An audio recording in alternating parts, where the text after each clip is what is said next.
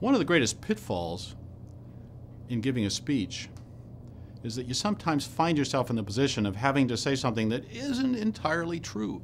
So maybe the future prognostications you're making for the company, in your gut, you don't really believe they're going to come true. Maybe you're not going to grow as fast as you think you are. Or maybe you're giving some positive spin on some third quarter results that really aren't as good as you're saying they are.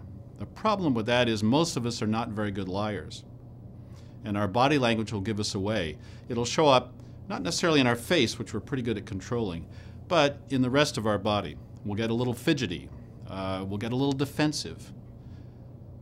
And the audience will pick up, unconsciously perhaps, but they'll still pick up on that nervousness or on that lack of confidence.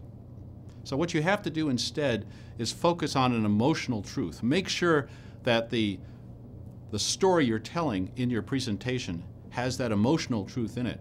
So if you're talking about hope, then focus on that and say, yeah, I really am hopeful about this. Maybe I'm not exactly sure about the results, but I've got that emotional connection to the hope that I'm feeling for this company or this project or whatever it is I'm working on. I'm reminded of a story from the end of World War II.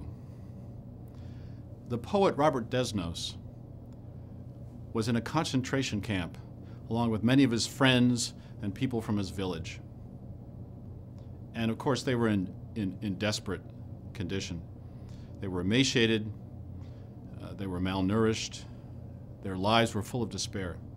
And in fact, every few weeks, the trains came and a certain number of them were taken away. The Germans never said where, but everybody knew because they didn't come back. And one day the train came for Desnos and his immediate friends. The Germans herded them onto the car. Their heads were bowed. They were in despair.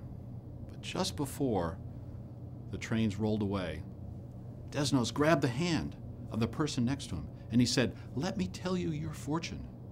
You're going to have long life. I can see it. You're going to have many children. You're going to make tons of money. You're going to be famous." And he grabbed then the hand of the person next to that one and he told a similar story. And he went down the line and told many people their fortunes. And suddenly the energy in that train was transformed. And people were excited. And they stood up straight.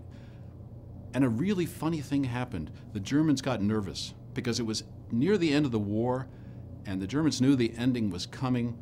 And they weren't as confident as they'd been before that things were going to go the way they were supposed to go. And so they stopped the trains. They turned them around and nobody died that day.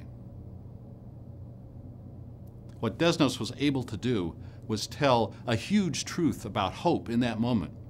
And he saved the lives of himself and everybody else on that train.